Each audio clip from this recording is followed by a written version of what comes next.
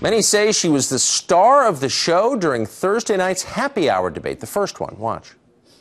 Whatever your issue, your cause, the festering problem you hoped would be resolved, the political class has failed you. You have to undo a whole set of things that President Obama has done that get at the heart of his disrespect and disregard for too many Americans. Hillary Clinton lies about Benghazi. She lies about emails. 2016 is going to be a fight between conservatism and a Democrat Party that is undermining the very character of this nation. That's Carly Fiorina, of course, formerly of Hewlett-Packard. She is super articulate, and her performance Thursday night is dominating social media with more Twitter mentions than Donald Trump, more Google searches than any other of the candidates with whom she appeared on stage. But was that performance you just saw enough for her to break away from the bottom tier and join the top? Joining us now, former Ohio campaign spokesman for Romney 2012 and senior vice president of the BlackRock Group, Christopher Meloni. Mr. Meloni, thanks for joining us this morning. Good morning, Tucker. Thanks for having me. So Carly Fiorina is clearly sort of person of the moment, or one of them anyway. She got a whole lot of attention for that debate. What should she do next to build on what she's got so far?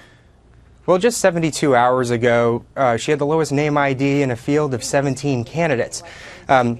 Just now, she's been thrust into the upper threshold of, I think, the GOP field. I think there's a decent chance she cracks the top 10, but she needs to be. It needs to be a heavy focus on bolstering her grassroots organization, particularly in the early primary states. We saw in 2008, Howard Dean had zero bandwidth or infrastructure in order to harness that energy and enthusiasm that he had from the Democratic debates. We saw a repeat of that in 2012 with Rick Santorum in Iowa.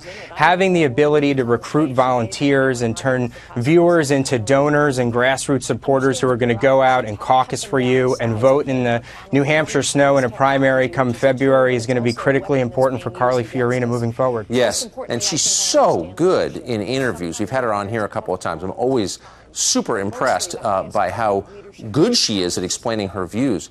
And, of course, Republicans love her private sector experience, but that experience is, I think it's fair to say, mixed. I mean, it's hard to say she was an unqualified success at Hewlett-Packard. She was, I think, fired by the board there. How does she handle that? Well, it's an excellent point, Tucker. You know, not only is it going to be incumbent upon her to prosecute the case against her Republican rivals, as well as Hillary Clinton, but also now providing a platform for her own candidacy. Again, her name ID was significantly reduced in this field, is actually the least known candidate of the field 72 hours ago.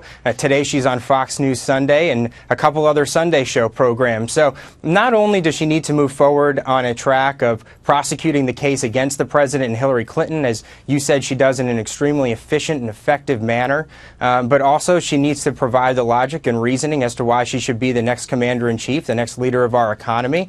I think she's done a terrific job with that thus far, and you're going to continue to see that moving forward. So Democrats are going to say very quickly, as you know, yeah, but you ran this company, it didn't work out, and by the way, you fired all these people. And do we want another CEO who fired people running for president? What does she say to that?